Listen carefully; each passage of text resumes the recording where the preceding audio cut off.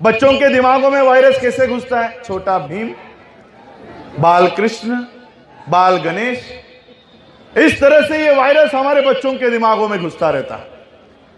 और हमारे औरतों के दिमाग में कैसे घुसता है? आज नवरात्रि है, करवा चौथ है, इस तरह से वायरस घुसता रहता है। इस तरह से वायरस 1956 के बाद नेहरू को डर लगा कि बाबा साहब अंबेडकर जी के पीछे पीछे 5 लाख लोग बौद्ध हो गए। ये तो केवल एक दिन का आंकड़ा है 5 लाख का।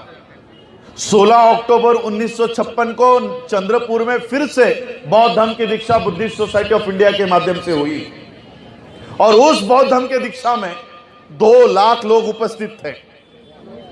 2 लाख लोगों ने गांव गांव में बाबा साहब अंबेडकर जी ने कह दिया कि मैं अकेला सब जगह पर नहीं जा सकता, इसलिए जो दीक्षित हुआ है, जिसने बौद्ध धर्म की दीक्षा ली है, वो औरों को भी दीक्षा दे सकता है।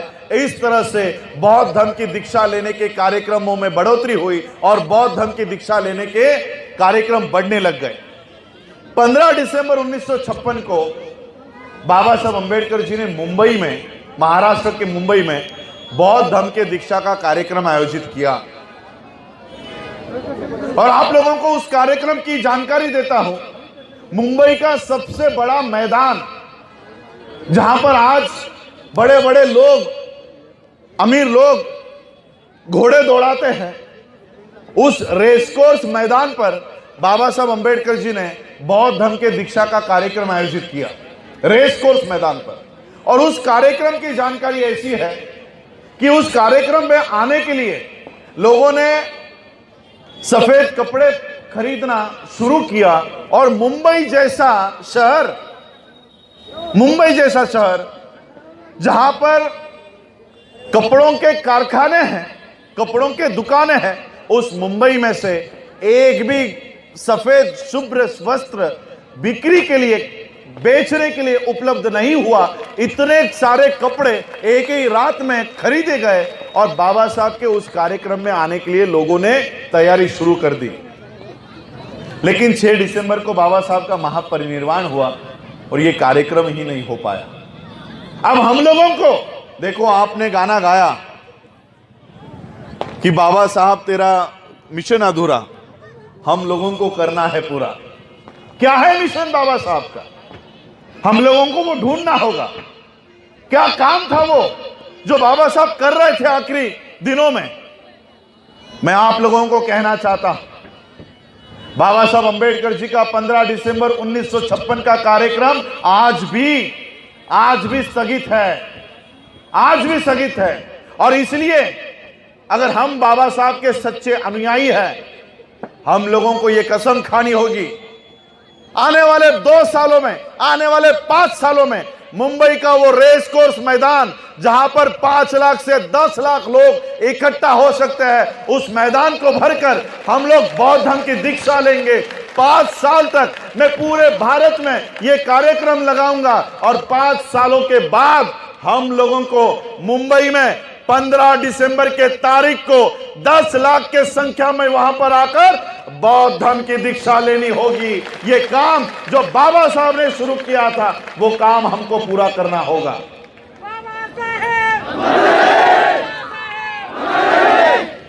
बाबा साहब ने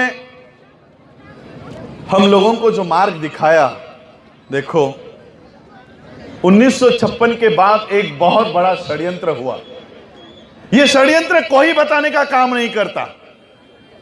नेहरू को डर लग गया कि ये लोग अगर बौद्ध हो गए तो इनके ऊपर हम अन्याय नहीं कर पाएंगे, अत्याचार नहीं कर पाएंगे। और फिर उस समय हम लोगों को बौद्ध बोलने के बजाय इस देश की व्यवस्था ने एक नया नाम दिया। क्या नाम दिया पता है? दलित।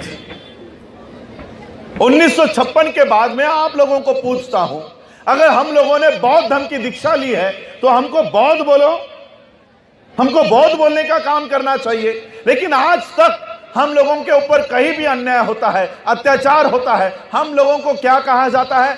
दलितों के ऊपर अन्याय, दलितों को पीटा गया, दलितों के घर जलाए गए। ये क्या षड्यंत्र है पता? आज आप लोगों की खबर पूरे विश्व में जाती है, पूरे विश्व को पता चलता है कि भारत में क्या चल रहा है। हमारी खबरें क्या जाती है कि दलितों को पीटा गया। मध्य प्रदेश में 2 बच्चे रास्तों के ऊपर शौच कर रहे थे, तो वहां पर उनको पीट पीट कर मार डाला। न्यूज क्या आती है? दलितों के बच्चों को मारा। गुजरात में शादी में खाना खाने के लिए चेयर पर क्या एक बैठ गया, उसको पीट पीट कर मार डाला। क्या खबर आती है? दलित को शादी में बराबरी से बैठकर खाना खाने पर, विरोध करने पर उसको मार डाला। अपने खुद के शादी में घोड़ी के ऊपर अगर बैठा तो उसको पीट पीट कर मार डाला। खबर क्या आती है? दलित को पीट कर मार डाला। ये कोई दलित नहीं है, हमारे लोग हैं, ये सारे हमारे लोग हैं। ये एक षड्यंत्र के तहत हमको दलित कहते हैं। वो इसलिए कहते हैं कि भारत के बाहर अगर पता चले कि भारत के बौद्धों को मारा जाता है, पीटा जाता है, शादी में खाना खाने के लिए कुर्सी पे बैठकर अगर खाना खाए तो बौद्धों को मारा जाता है, शादी में घोड़ी के ऊपर बैठा जाए तो बौद्धों को मारा जाता है। ऐसी अगर खबर भारत से चलने लगी जो विश्व में गई, तो पूरे विश्व के बौद्ध आपके समर्थन में खड़े हो सकते हैं। ये ताकत आप लोगों को बाबा साहब ने दी है। ये ताकत आपके हाथों में ना आए, इसलिए आप लोगों को दलित कहा जाता है। दलित देखो,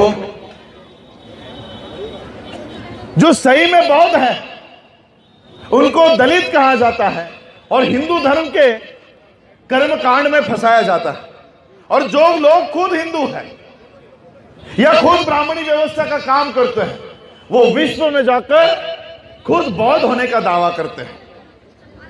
नरेंद्र मोदी यूनाइटेड नेशंस में भाषण करता है और क्या कहता है पता है? हमने विश्व को बुद्ध दिया, हमने विश्व को बुद्ध दिया। ऐसा भाषण नरेंद्र मोदी करता है, वहां पर करता है। हेलो, ये क्यों कर रहे हैं पता है आप लोगों को?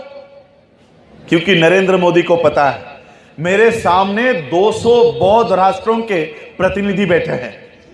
नरेंद्र मोदी को पता है मेरे सामने 200 बौद्ध राष्ट्रों के प्रेसिडेंट बैठे हैं, प्राइम मिनिस्टर बैठे हैं। एक वाक्य बोल देता है कि मैं बौद्ध राष्ट्र से आया हूं, वो 200 देश उसको मदद करने के लिए तैयार हो जाते हैं। अरे हमारे देश से आया हुआ है, इसलिए वो 200 देश उसको मदद कर रहे हैं। किस तरह से? देखो, एक समय था 2 मार्च 1930, डॉक्टर बाबा साहब अंबेडकर महाराष्ट्र में कालाराम मंदिर का सत्याग्रह करते हैं। बाबा साहब को मंदिर नहीं जाना है, लेकिन इस देश के लोगों के दिमागों में ये भगवानों को भरा गया है, यहां से कैसे निकाले। इसलिए बाबा साहब सबको इकट्ठा करते हैं। चलो, आप लोग खुद को हिंदू समझते हो तो चलो मंदिर में चलते हैं। अगर हम हिंदू हैं और वो भी हिंदू है तो हमको मंदिर में आने देगा।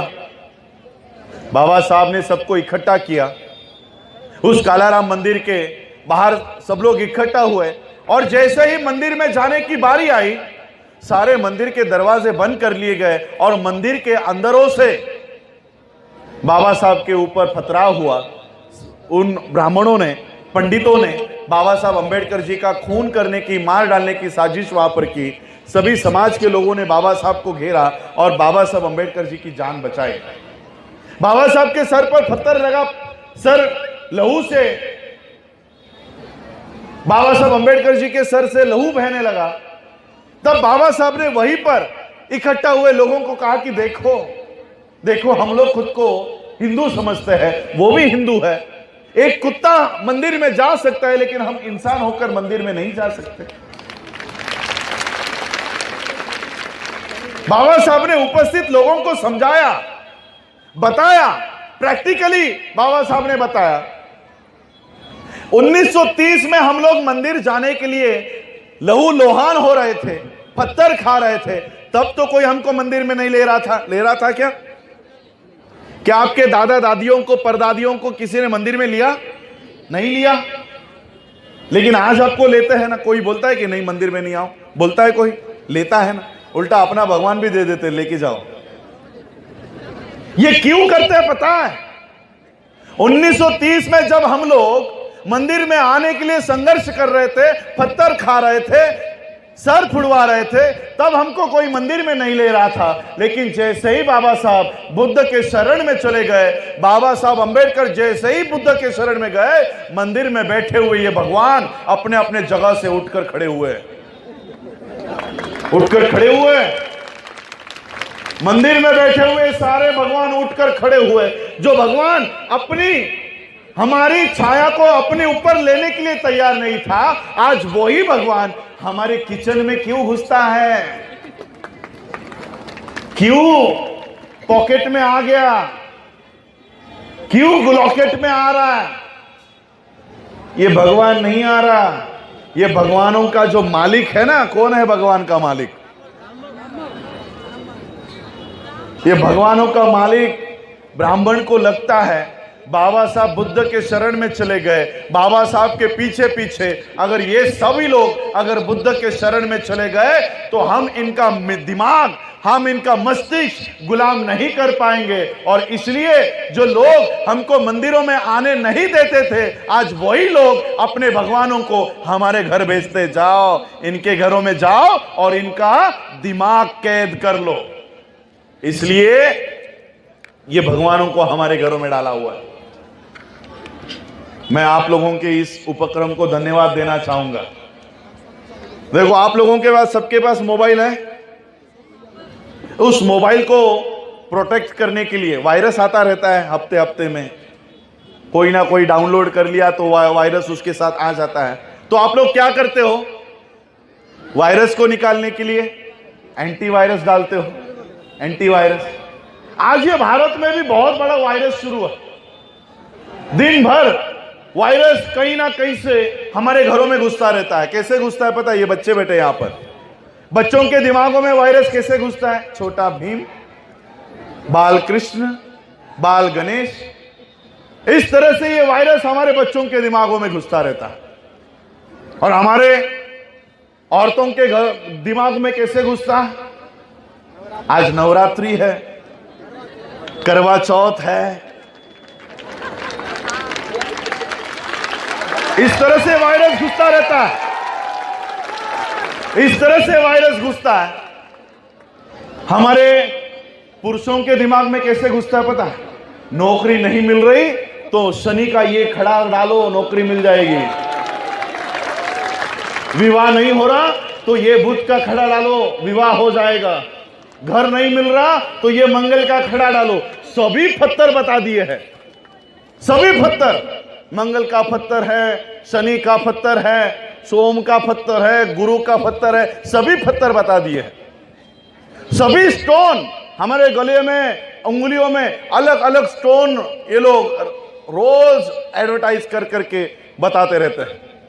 मैं कभी कभी सोचता हूं, सभी स्टोन बता दिए, अब एक ही किडनी स्टोन बचा है, वो भी बता दो, उसको भी माला बना के गले में डलवा लो। देखो, जैसे ही हमारे हक और अधिकार की बात आती है, मंडल कमीशन की बात आती है, अचानक गणपति दूध पीना शुरू कर देता है। अब ईवीएम का घोटाला हो रहा है, क्यों दूध नहीं पीता तुम्हारा गणपति? हमारे हक और अधिकार की बात आती है तो सबको भगवानों के पीछे लगा दिया जाता है। और इसलिए बाबा साहब को पता था, इसलिए बाबा साहब ने एक एंटीवायरस बनाया हुआ है। जैसे आप अपने मोबाइल को बचाने के लिए एंटीवायरस डाउनलोड करते हो, वैसे ही इस वायरस, जो वायरस टीवी के माध्यम से, न्यूज़पेपर के माध्यम से, आपके स्कूलों के माध्यम से, आपके बच्चे जा रहे स्कूल में, जाते उसको खड़ा करते हैं, और क्या बोलने को कहते हैं? गुरु ब्रह्मा गुरु विष्णु गुरु देवो महेश्वरा। उसको बाबा साहब की बातें नहीं मालूम, उसको बुद्ध की बातें नहीं मालूम, लेकिन गायत्री मंत्र पढ़ाया जा रहा है, यह स्कूलों में से हो रहा है। और इसलिए एक एंटीवायरस बाबा साहब ने दिया है, वो मैं अपने स्पीच के आखिरी में आपको दूंगा।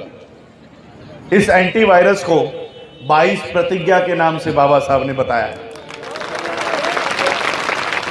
ये 22 प्रतिज्ञा है जो हम लोगों को इस एंटीवायरस से बचाती है। बहुजन समाज से जुड़ी हर खबर को देखने के लिए बहुजन टीवी को लाइक कीजिए, सब्सक्राइब कीजिए और शेयर कीजिए।